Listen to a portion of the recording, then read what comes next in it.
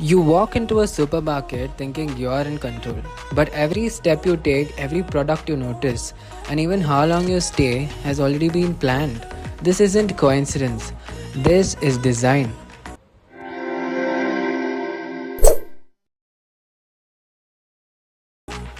You walk into a supermarket that you'll just pick what you need and leave, but the truth is, long before you touched a product, a decision had already been made, just not by you. The moment you step inside, notice something subtle. No loud offers, no price tags, just space. This space isn't empty. It's called a decompression zone, designed specifically to slow your pace, lower your guard, and gently transition from your brain from thinking to actually buying. And as you move deeper, the store begins to guide you, not with instructions, but with invisible paths. You turn left without realizing why, you slow down at certain aisles, you pause longer than planned. Essentials like milk and bread are almost always placed at the back, not because they belong there, but because reaching them means exposure. Every shelf becomes an opportunity, every step a suggestion, and when you finally reach the checkout, tired, distracted, just ready to leave, the smallest items appear. Candy, gum, magazines, and then comes the most important thing, pricing. Where logic quietly exceeds the room because for all of us, 9.99 feels meaningfully cheaper, significantly cheaper than rupees 1000. Not because it is, but because your brain stops reading after the first digit. Discounts work the same way, a similar way. You don't see what you're spending, you just see what you're saving and you feel happy about it. And because when you go to buy a product and there are three options, the choice is rarely yours. Because one feels too expensive, one feels suspiciously cheap that you start doubting the quality. The middle option suddenly feels right for some reason. Not because it is better, but because it was designed to be chosen. It was placed between a cheaper one and a costlier one so that you choose the middle one. And in a similar way, we talk about subscriptions. Almost every supermarket provides subscription offers, a monthly payment offer, and subscriptions take this a step further because they don't rely on persuasion. They rely on your habit. Eye-level shelves in a supermarket, they hold premium brands, not because they are popular, but it just gives more profit to the retailer. Cheaper alternatives are pushed lower, and it takes an effort for you to actually look at a cheaper alternative because your effort becomes a filter, and you always see the end of an aisle. It always signals importance, that is pushing you to go there while also traveling through the other items presently.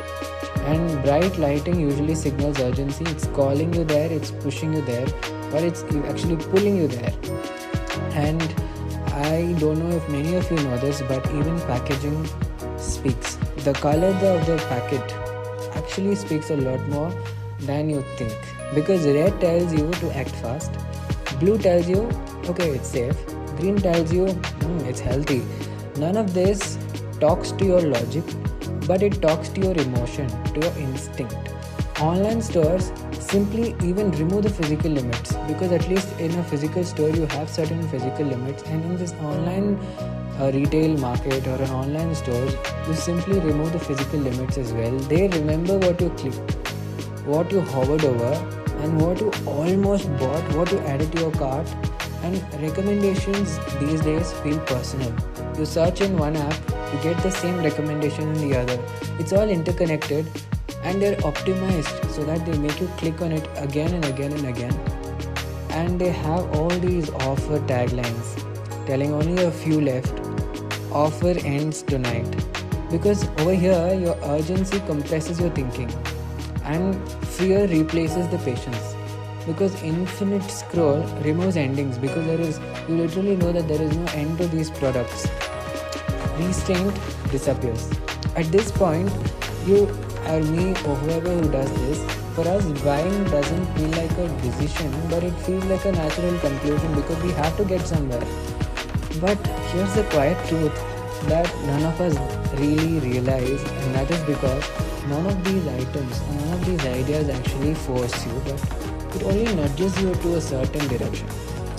But it does this again and again and again, such that we are almost stuck in this loop.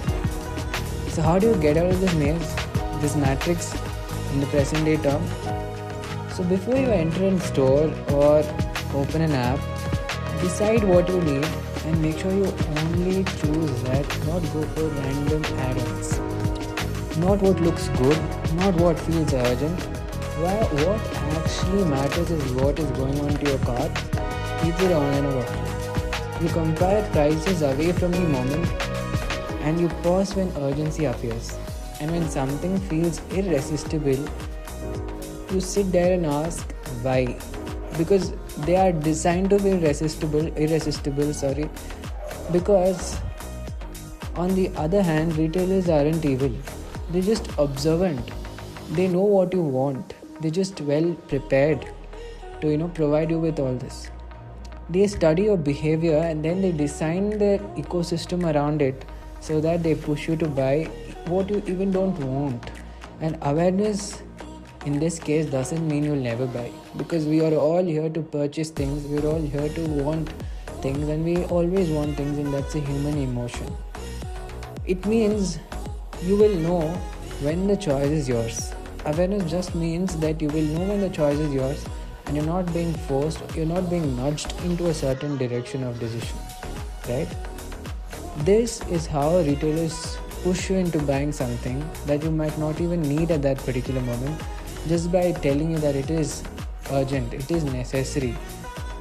But we all need to be aware, and I think this video is just one step closer to all of us getting aware. Thank you.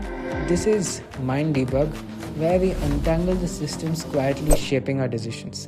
Thank you.